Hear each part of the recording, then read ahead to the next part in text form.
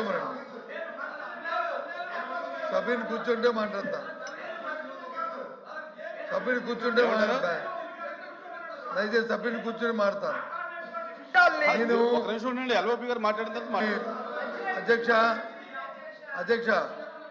అధ్యక్ష గవర్నర్ ప్రసంగం మీద, గవర్నర్ గారి తాలూకా ప్రసంగం మీద ధన్యవాద తీర్మానంలో సభ్యులు వారి అభిప్రాయాలు చెప్పచ్చు. వారు సభ్యుడు, గౌరవ సభ్యుడు మాట్లాడినప్పుడు నా పేరుని మెన్షన్ చేసి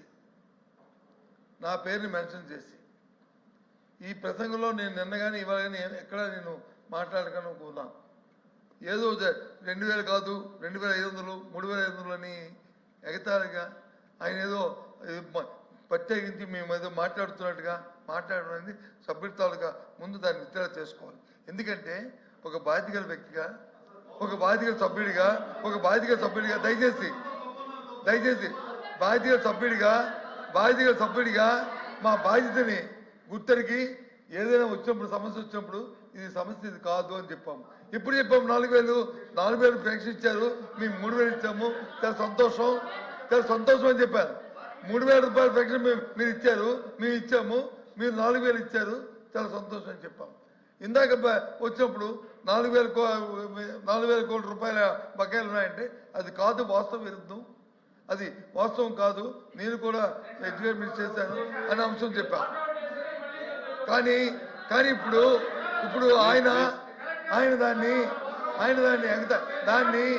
ఎత్తుకుంటూ సందర్భంలో నా పేరుని మాట్లాడమని దయచేసి కాదు, ఆ రికార్డులను తొలగించండి, సబ్మిట్ మాట్లాడమని మేము మాట్లాడతాం.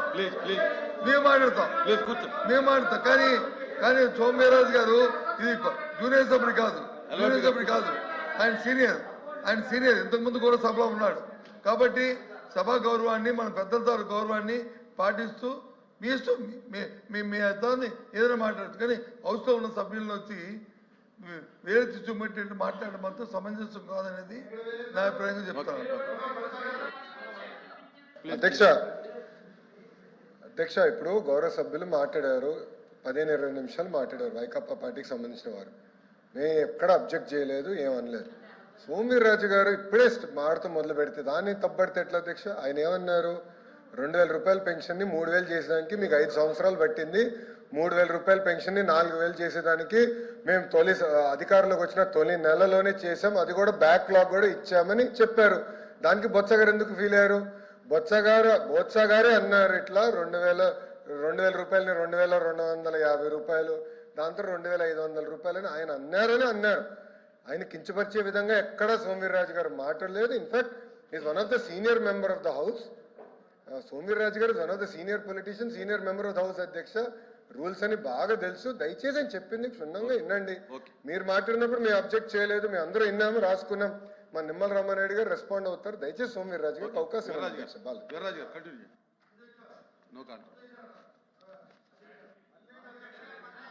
అది కరెక్ట్ కాదు.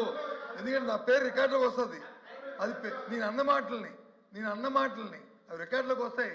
మీకు అక్కర్లేదు, రికార్డులు ఉన్నాయి, ఏమున్నాయి పర్వాలేదు. కానీ మాకు మాత్రం ఒక సభ్యత, ఒక సంస్కారం ఉన్నది కాబట్టి చెప్తున్నాం. మాకున్నది కాబట్టి చెప్తాం. నేను రికార్డుల్లో దయచేసి అన్న మాటని నేను అన్నాను, ఏమన్నాను, ఏమడిగాను ఆ రోజు దయచేసి కూర్చొని పర్వాలేదు. 3000 రూపాయలని మా ప్రభుత్వం 3000 రూపాయలు ఇచ్చాము, మీ ప్రభుత్వంలో 4000 రూపాయలు ఇచ్చారు, సంతోషం. దాంట్లో ఏమీ ఇబ్బంది లేదని చెప్పారు. నేను తీసుకోండి, రికార్డ్ చూసుకోండి. అంతేగాని 5000 500 ఇచ్చాము, 10 ఇచ్చాము, 50 ఇచ్చాము, అందరూ పేరెత్తకూడదు. అందరూ సభ్యుడి మాట్లాడి ఇంకో సభ్యుడి ఎత్తడం అనేది సభా సాంప్రదాయం కాదు. రూలింగ్ ఇవ్వాలి, మీ రూలింగ్ ఇవ్వండి, తమ రూలింగ్ ఇవ్వాలి. ఒక సభ్యుడు మాట్లాడినప్పుడు ఇంకో సభ్యుడి తాలూకుని వేరే చూపెట్టి మాట్లాడడం అనేది సమంజసం కాదు. అది పెద్దల తాలూకు ధర్మం కాదు. అది చెప్పండి మాట్లాడుకోమని తప్పు కాదు.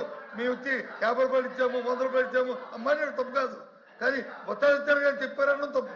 నేను అంటుంది అదే అబ్జెక్షన్ తప్ప నా అబ్జెక్షన్ లేదు. మీ ఇష్టం మాట్లాడుకోవచ్చు.